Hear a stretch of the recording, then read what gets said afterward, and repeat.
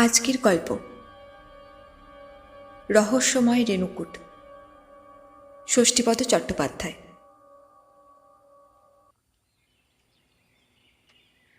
সময় এবং দূরত্বের ব্যবধানে মানুষ যে কত কিছু ভুলে যায় তার প্রমাণ পেলাম হাতে নাতে। প্রচণ্ড শীতের দাপটে কলকাতা শহরটা সেবার হি হি করে কাঁপছে। সেদিনটা ছিল বোধহয় বছরের সবচেয়ে শীতলতম দিন, কিন্তু প্রকৃতি ছিল ঝলমলে রোদে ভরা। এমনই দিনে হঠাৎ ধূমকেতুর মতো যার আবির্ভাব হলো সে হলো গজেন। দীর্ঘ, উন্নত, বলিষ্ঠ চেহারা, গায়ের রং ফর্সা, মুখে চাপদাড়ি, চোখে চশমা। গজেন এসে আমার মুখোমুখি দাঁড়িয়ে বলল, "কি রে, চিনতে পারছিস?" আমি অবাক বিস্ময়ে ওর দিকে তাকিয়ে বললাম, "কি ব্যাপার রে, তুই কোত্থেকে? চিনতে পেরেছিস তাহলে?" না পারবার তো কিছু নেই, ছোটবেলা থেকে একসঙ্গে খেলাধুলো করেছি, এক স্কুলে পড়েছি, তারপরেই তো ছাড়াছাড়ি। তোরা সেই গড়িয়ানা কোথায় যেন বাড়ি করে উঠে গেলি, মাঝে বোধহয় একবার দেখা হয়েছিল হাওড়া স্টেশনে। ও হ্যাঁ, সেও তো বছর 10 আগেকার কথা। তা যাকগে, তুই যে আমাকে চিনতে পেরেছিস এই ঢের। আমি ওর হাত থেকে অ্যাটাচিটা নিয়ে আমার টেবিলের ওপর রেখে বসতে বললাম ওকে। গজেন এদিক ওদিক একবার তাকিয়ে বলল, "কোথায় গেলেন? ধারে কাছে নেই তো, একটা সিগারেট ধরাবো?"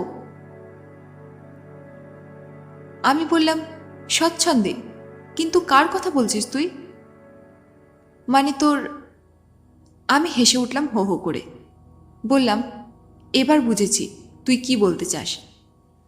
আমি এখনো ব্যাচেলার, বিয়েই করিনি, অতএব যা মন চায় স্বচ্ছন্দে তা করতে পারিস।" গজেন বলল, "এটা কি আমাকে বিশ্বাস করতে হবে? করা না করাটা তোর ব্যাপার। ঘরের ভিতর হাতড়ে দেখ, যদি বার করতে পারিস সেরকম কাউকে।" গজেন এবার আরাম করে সোফায় বসে সামনের দিকে পা দুটো যতটা সম্ভব ছড়িয়ে দিয়ে লাইটার জেলে সিগারেট ধরালো। তারপর বলল, "তোর তো এইসবের পাট নেই শুনেছি। কার মুখে শুনলি? আর আমার ঠিকানাই বা পেলি কার কাছে? তোর ঠিকানা এবং তোর পরিচয় এখন সবাই জানে। তা যাক, আগে এক কাপ চা কিংবা কফি খাওয়া। আজকের দিনটা তোর এখানেই আমি কাটাবো, তাই দুপুরের খাওয়াটাও..." আমি বললাম, "ধীরে বন্ধু, ধীরে, আমার ভজুদা এলেই সব ব্যবস্থা হবে।" ভজুদাকে তুই চিনবি না, আমার দেশের লোক, আমারই মতন কেউ কোথাও নেই ওর, তাই আমার কাছেই আছে। রান্নার কাজ থেকে আরম্ভ করে আমার সব কিছুই করে দেয়। মানুষটি বড় ভালো। সে না হয় বুঝল, কিন্তু এমন চমৎকার পরিবেশে এমন একটা ফ্ল্যাট নিয়ে আছিস, অথচ বিয়ে করিসনি, ব্যাপারটা কি? কিছুই না, হয়তো একা থাকতে ভালো লাগে তাই। গজেন কিছুক্ষণ গম্ভীর হয়ে বসে থেকে বলল, "আমিও বিয়ে করিনি।" "সে কি, কেন? তুই তো ভালো চাকরি করিস।" "করি, কিন্তু এই একটা ব্যাপারে তোর সঙ্গে আমার দারুণ মিল। অর্থাৎ আমি নিজেকে ছাড়া আর কাউকে সহ্য করতে পারি না, এমনকি নিজের রান্নাটাও নিজে করে নিই। আর সপ্তাহে একবার মুখ বদলাবার জন্য বড় কোনো হোটেলে গিয়ে খাই।" "হঠাৎ এমন বৈরাগ্যের কারণ?" "কারণ অবশ্য অন্য কিছু নয়, চিরকাল একা থাকতে থাকতে এই অভ্যেসটা হয়ে গেছে। তাছাড়া আমি যে চাকরি করছি এতদিন, তাতে বিয়ে করে ঘর সংসার করার অসুবিধেও ছিল।" আমার এবার বিস্ময়ের পালা। "যে চাকরি করছিস মানে? তুই তো জাহাজে চাকরি করতিস, এখন করছিস না?" "না, জাহাজের চাকরি আমি প্রায় 5 বছর আগে ছেড়ে দিয়েছি।" "এখন তাহলে কি করছিস?"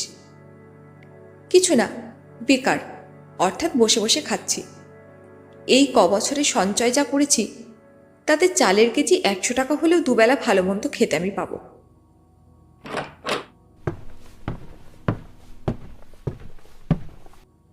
এমন সময় ভজুদা বাজারের থলি নিয়ে ঘরে ঢুকল। তারপর গজেনের দিকে এক পলক তাকাতেই ঢুকে গেল রান্নাঘরে। রান্নাঘরের কোণে বাজারের থলিটা নামিয়ে রেখে কাঁধের গামছায় মুখের ঘাম মুছতে মুছতে আমার দিকে তাকিয়ে বলল, চা না কফি, কি খাবেন বাবু? বললাম, এই শীতের দিনে কফির চেয়ে উপাদেয় আর কিছু কি আছে? আর শোনো, এই গজেন হচ্ছে আমার বহুদিনের পুরনো বন্ধু। নারান্দার দোকান থেকে কিছু গরম সিঙাড়া আর কড়া পাখির সন্দেশ নিয়ে এসো।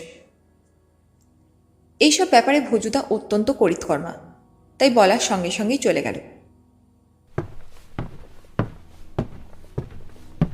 ভজুদা চলে গেলে কিছুক্ষণ আমার ঘরের চারপাশ খুঁটিয়ে দেখে গজেন বলল, আজ এতদিন পর হঠাৎ তোর কথা কেন মনে পড়ল? কিছু জিজ্ঞেস করলি না তো? আমি বললাম, নানা কারণেই মনে পড়তে পারে, কিন্তু জাহাজের চাকরিটা তুই ছাড়লি কেন? ভালো লাগলো না। তবে এটা ঠিক, এই চাকরি করে আমার পৃথিবী ভ্রমণটা হয়ে গেছে। এখন তাহলে আছিস কোথায়? গড়িয়াতেই? না, সে বাড়িটা ছোট ভাইকে দিয়ে দিয়েছি। আমি আছি রেণুকুটে। রেণুকুট? সে তো অনেক দূর। আর কুট যখন, তখন নিশ্চয়ই পাহাড়ে ঘেরা জায়গা।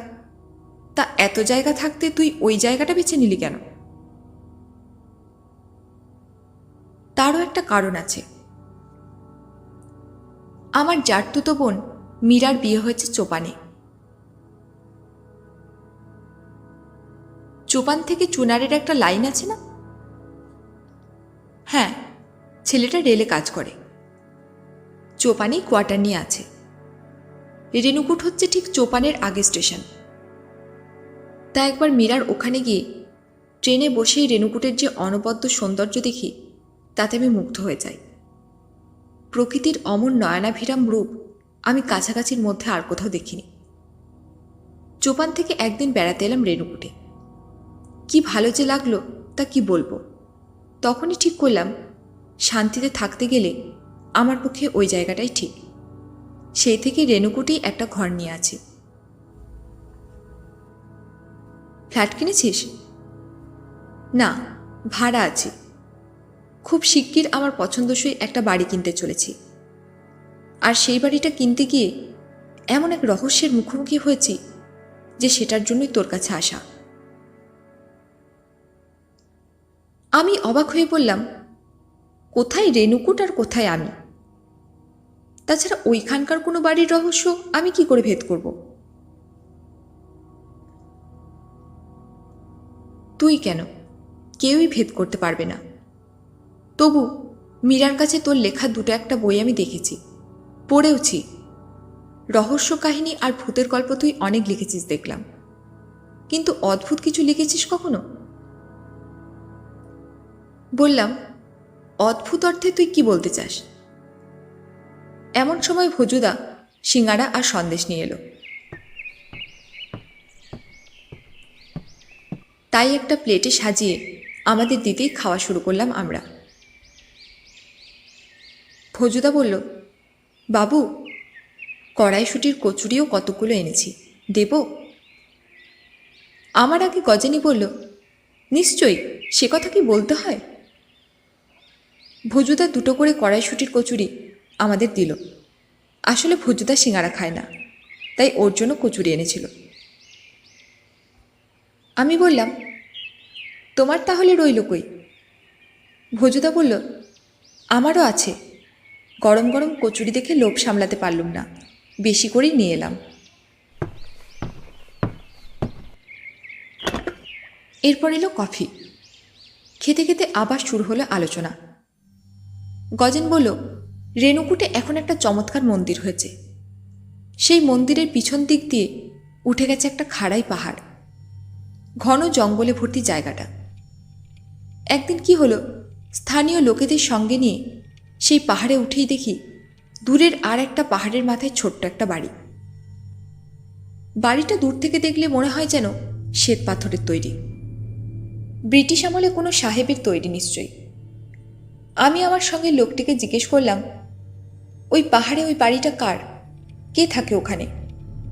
তা লোকটি বলল, ওটা পোড়ো বাড়ি, লং সাহেবের বাংলো, কেউ ওখানে থাকে না, ওই বাড়িতে ভূত আছে। আমি আর কিছুই বললাম না লোকটিকে, কেননা পোড়ো বাড়ি মানেই যে ভূতের বাড়ি এ ধারণা প্রায় সকলেরই। তোরও অনেক গল্পে এসব গাঁজাখুরি পড়েছি আমি, তাই লোকটিকে এই ব্যাপারে আর কিছু জিজ্ঞেস না করে নেমেলাম পাহাড় থেকে। কিন্তু এলে কি হবে? ওই জঙ্গল পাহাড়ের ওই বাড়িটা যেন হাতছানি দিয়ে ডাকতে লাগলো আমাকে। আমি জেদ ধরলাম, যেভাবেই হোক ওই বাড়িটা আমাকে পেতেই হবে, অর্থাৎ বাড়িটা কিনে ওই বাড়িতে আমি বসবাস করে দেখিয়ে দেব ভূত টুত সব মিথ্যে। আমি বললাম, তারপর কিনেছিস বাড়িটা? গজেন বলল, না, বর্তমানে ওই বাড়ির যিনি মালিক সেই শশাঙ্কবাবু থাকেন কলকাতার পিকনিক গার্ডেনে। বাড়িটা তিনি আমাকে বিক্রি নয়, দানপত্তর করে দিতে চান। চমকে উঠলাম আমি, পাগল নাকি? হুম, বাড়িটা দান করতে চান এই কারণে যে ওই বাড়ি বিক্রির টাকা ভোগ করবার কেউ নেই। শশাঙ্কবাবুর বয়স ৮০ বছর, গত বছর তার স্ত্রী মারা গেছেন, অথচ ব্যাংক ভর্তি প্রচুর টাকা, তাই এ বাড়ি বিক্রি করার কোনো প্রশ্নই ওঠে না। কিন্তু তবু তিনি বারবার আমাকে নিষেধ করলেন ওই বাড়ি নেওয়ার পরিকল্পনা আমার মন থেকে ত্যাগ করবার জন্য। কারণটা কি? সে এক রহস্যময় ব্যাপার। সেই রহস্যের কিনারা কি করে করা যায় তাই নিয়ে আলোচনা করবার জন্যই তোর কাছে এসেছি। শুধু তাই নয়, তোকে একবার যেতেও হবে আমার সঙ্গে সেই বাড়িটা দেখতে। আমার মনে হয় তাই থেকে তুই তোর কোনো রহস্যকল্পের খোরাকও পেয়ে যাবি। আমি তো এক কথায় রাজি। বললাম, বেড়াতে যাবার এমন সুযোগ আমি কিছুতেই হাতছাড়া করব না। কবে যাব বল? রহস্যের কিনারা হোক না হোক, বেড়ানো তো হবে। গজেন কফির পেয়ালায় শেষ চুমুক দিয়ে বলল, ভজুদা, আর এক কাপ হবে? কথা বলতে বলতে খেলাম, তাই কখন যে জুড়িয়ে জল হয়ে গেল তা টের পাইনি। চা কফি গরম ছাড়া ভালো লাগে না। ভজুদা বলল, এক কাপ কেন, যত কাপ বলবেন করে দেব। ছুটির দিনে বাবু বাড়িতে থাকলে ৮-১০ কাপ চা কফি আমাদের এমনিতেই হয়। ভজুদা আবার কফি নিয়ে এলে গজেন বলল, আজ আর নড়ছি না এখান থেকে, কাল দুপুরে শক্তিপুঞ্জে রওনা দেব দুজনে। রিজার্ভেশন এক ফাঁকে কি করিয়ে আনলেই হবে। তবে একটা কথা, প্রচণ্ড শীত কিন্তু ওখানে, ভালো শীতবস্ত্র কিছু সঙ্গে নিস কেমন? গজেনের সঙ্গে কথা বলতে বলতেই আমি গোছগাছ শুরু করে দিলাম। ভজুদা দুজনের জন্য আরও ২ কাপ কফি নিয়ে এলো। তৃপ্তি করে সেই কফি খেয়ে গজেন বলল, তাহলে শুভস্য শীঘ্রম, কালই আমাদের যাত্রা, তুই সব গুছিয়ে নে, আমি এক্ষুনি একবার আসছি। কোথায় যাবি তুই? টেনশনটা কাটাবার জন্য হাওড়া স্টেশনে। হাতে এখন অফুরন্ত সময়, টিকিটটা তো কেটে আনি। গজেন চলে গেলে ভজুদা বলল, লোকটা বড় গোল মেলে। কেন গো? তাই বলছি, এতদিন পরে কোত্থেকে একটা ধান্দা নিয়ে এলো, আর তুমিও অমনি এক কথায় রাজি হয়ে গেলে। এটা বোধহয় ঠিক করলে না। তাছাড়া ওই রকম একটা ভুতুরে বাড়ি, আমার মনে হয় ওখানে তোমার না যাওয়াই ভালো। আমি বললাম, ভয় কি? তাছাড়া যাতায়াতের সব খরচই তো ওর, এমন মকা ছাড়ি কখনো? আমার বাবু মন চাইছে না। এই যে এতদিন এই লোকটা ছিল না, তাই বলে কি তোমার ঘুরে বেড়ানোর কোনো অসুবিধা হয়েছে? না, তা নয়। তবে ভজুদার আপত্তি সত্ত্বেও আমি অবশ্য যাবার পরিকল্পনা ত্যাগ করলাম না।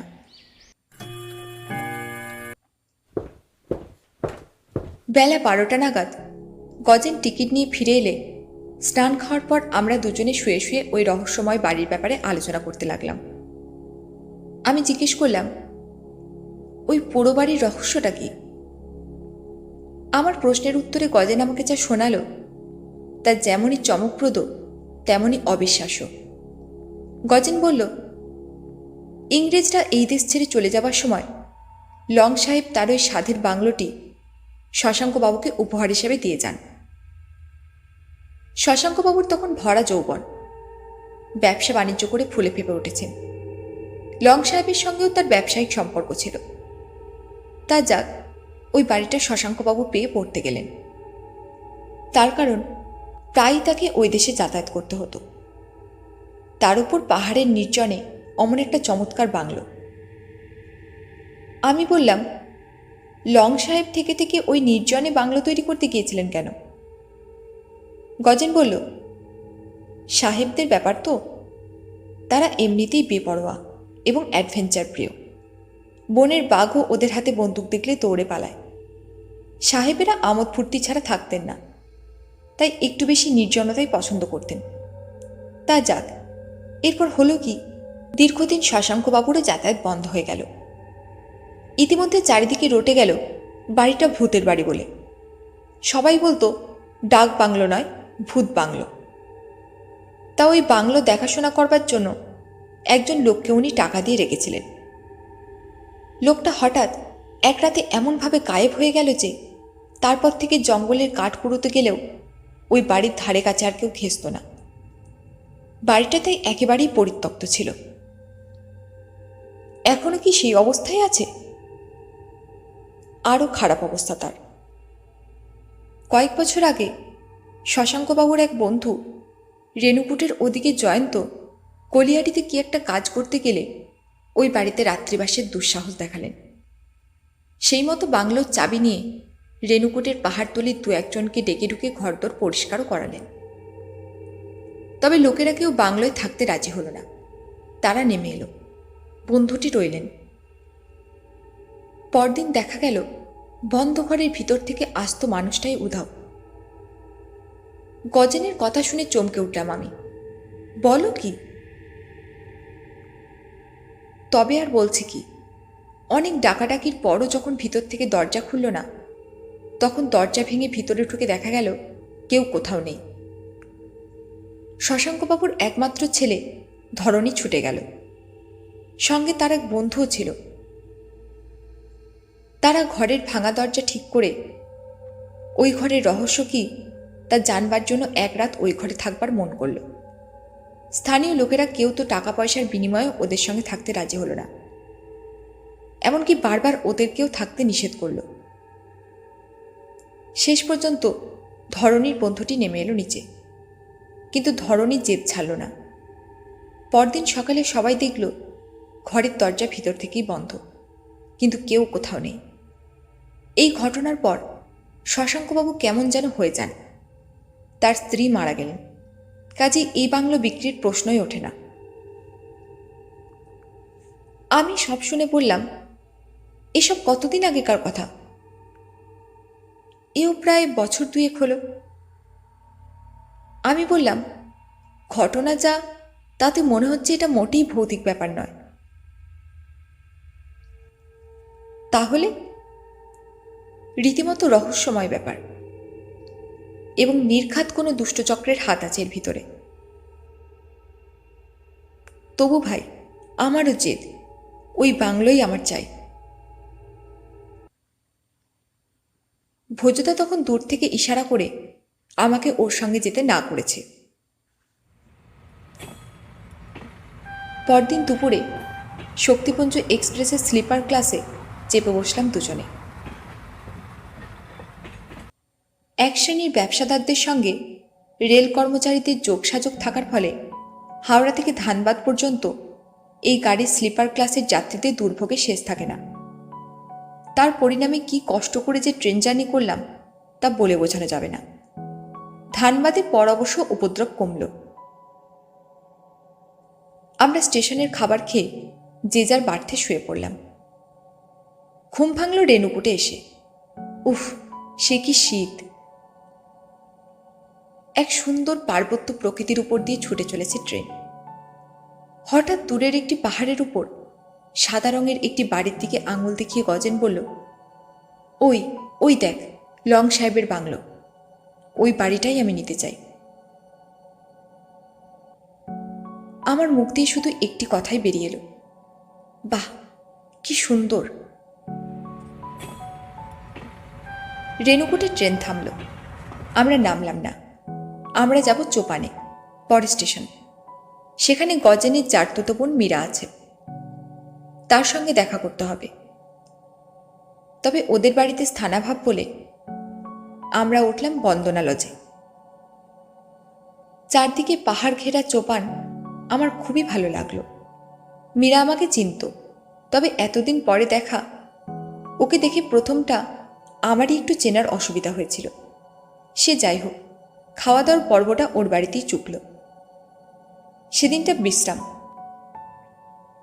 পরদিন সকালে বাসে চেপেই রেণুকুট গেলাম। ঘন ঘন বাস এখানে, বারাণসী শক্তিনগরের বাস। সেই বাসে চেপেই গেলাম। রেণুকুটে নতুন একটি মন্দির তৈরি হয়েছে, তাই দেখে একটা অটো নিয়ে একেবারে সেই পাহাড়ের কোলে। দু একজন লোককে সঙ্গে নিয়ে পাহাড়ে উঠে আমরা যখন সেই বাংলোর তালা খুললাম, তখন একটা ভ্যাপসা গন্ধে গা যেন ফুলিয়ে উঠল। 100 টাকার বিনিময়ে ঘরদোর সব পরিষ্কার করে দিল তারা।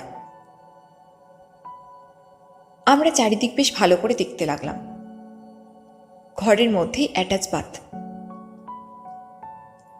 গজেন বলল, বিনে পয়সায় এই বাড়ি কি কেউ হাতছাড়া করে? আজ দুজনেই আমরা থাকবো এখানে, এবং দেখব রাতের অন্ধকারে এখানে আর কোনো রহস্য খেলা করে কিনা। আমার কাছে লাইসেন্সওয়ালা পিস্তল আছে, তেমন কিছু বুঝলেই। আমি বললাম, দেখ, ব্যাপারটা ঠিক তা নয়। তুই থাকতে রাজি হলেও আমি থাকব না। তার কারণ, আমরা ঘর খোলবার সময় দেখেছি ঘরের মেঝেটা পুরু ধুলোর আস্তরণে ভরা। সেখানে কারো কোনো পদচিহ্ন নেই। অতএব এই ঘরে যে কোনো দুষ্কৃতীর পায়ের ধুলো পড়ে তাও নয়, তবু একটা কিছু নিশ্চয়ই হয়। না হলে 3-3 জন মানুষ গায়েব হয়ে গেল কি করে? তাই বলছিলাম কি, বাংলোর ভূত কি মানুষই খায়, না অন্য কিছু? আজ আমরা একটা ছাগল কিংবা ভেড়াকে ছেড়ে রাখবো ওই ঘরের ভিতর। তারপরে কাল তার অবস্থা দেখে ব্যবস্থা হবে, কেমন? আমার কথাটা দারুণ পছন্দ হলো গজেনের। বলল, ঠিক বলেছিস তুই, এই বুদ্ধিটা আমার মাথায় আসেনি। চল তাহলে এক্ষুনি একটা ছাগল ভেড়া যা হোক কিছু কিনে আনি।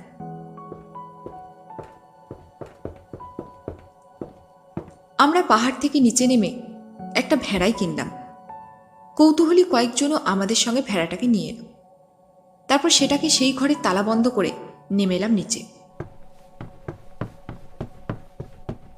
ভেড়াটা তারস্বরে চিৎকার করতে লাগলো ভ্যাঁ ভ্যাঁ করে। সে রাতটা আমরা রেণুকুটেই কাটালাম। এখানে গজেনের ভাড়া করা ঘর একটা আছে, সেখানেই রইলাম। জায়গাটা আমার এত ভালো লেগে গেল যে আমিও মনে মনে ঠিক করলাম, আর যদি কোনো অঘটন না ঘটে তাহলে মাঝে মাঝে এই মনোরম পার্বত্য পরিবেশে এসে লং সাহেবের বাংলোয় থেকে মনের খোরাক কিছু নিয়ে যাব। পরদিন খুব সকাল সকাল ঘুম থেকে উঠে চাটা খেয়ে কয়েকজন লোককে নিয়ে বাংলোয় গেলাম। অদ্ভুত ব্যাপার, তালা খুলে ভিতরে ঢুকেই দেখলাম ভেড়াটা নেই, তবে চাপ চাপ একটু রক্ত পড়ে আছে। আর কি আছে দেখলাম, বেশ লম্বা মতো একটা দাগ ঘরের উত্তর দিকের দেওয়ালের কাছ অব্দি গেছে। ভারী রহস্যময় ব্যাপার। সেই দেওয়ালের কাছে গিয়ে দেওয়ালটা ঠেলতেই দেখি দেওয়ালটা ফাঁক হয়ে আবার বন্ধ হয়ে গেল। সেই দেওয়ালের ওপারে আরেকটি ছোট ঘর, রান্নার জায়গা, ঘরের পশ্চিম দিকে টয়লেট। সেখানেও ঢোকবার ব্যবস্থা ঠিক একই রকম, তবে তার গায়ে টয়লেট কথাটা লেখা থাকায় ঠেলে দেখেছিলাম, কিন্তু এদিকে কিছু না থাকায় শুধুই দেয়াল ভেবেছিলাম এটাকে। যাই হোক, রান্নাঘরে ঢুকেই যে দৃশ্য চোখে পড়ল তাতে বুকের রক্ত জল হয়ে গেল। দেখলাম একপাশে প্রায় 2-2.5 ফুটের মতো চওড়া একটা গভীর গর্ত। আর সেই গর্তের মুখেও ভেড়াটার গায়ের লোম ও রক্ত জমাট বেঁধে আছে। সব রহস্য পরিষ্কার হয়ে গেল। সঙ্গে সঙ্গে সেই গর্তটাকে আরো প্রশস্ত করে গর্তের মুখে আগুন ধরাতেই বাংলোর বাইরে পাহাড়ের অন্য একটি অংশ থেকে গর্জন করতে করতে বেরিয়ে এলো গাছের গুড়ির মতো আকৃতির একটি বিশাল পাহাড়ি সাপ। সে কি ভয়ঙ্কর রূপ তার, আর তেমনই ফোঁসফোঁসানি। গজেন সাপটার মাথা লক্ষ্য করে পরপর দুবার গুলি করতেই নিস্তেজ হয়ে পড়ল সাপটা। ইতিমধ্যে একজন লোককে দিয়ে আমরা পেট্রোল আনিয়ে সেই পেট্রোল গর্তে ঢেলে পুড়িয়ে মারলাম সাপটিকেও। পরে বাংলোর ওই অংশটাকেও ভেঙে আবার নতুন করে মেরামত করালাম। সাপের ভয় বড় ভয়, তাই গজেন আর ওই বাংলোয় থাকার স্বপ্ন দেখল না। ও শহরের মধ্যেই ছোট্ট একটি সুন্দর বাড়ি তৈরি করে আছে এখন। রেণুকুটে ওর কাছে আমি মাঝে মধ্যেই যাই, তার কারণ জায়গাটা আমার খুবই ভালো লেগে গেছে। আরও নতুন নতুন গল্প পাওয়ার জন্য চ্যানেলটি সাবস্ক্রাইব করুন। গল্পটি ভালো লাগলে লাইক করুন, কমেন্ট করুন এবং শেয়ার করুন।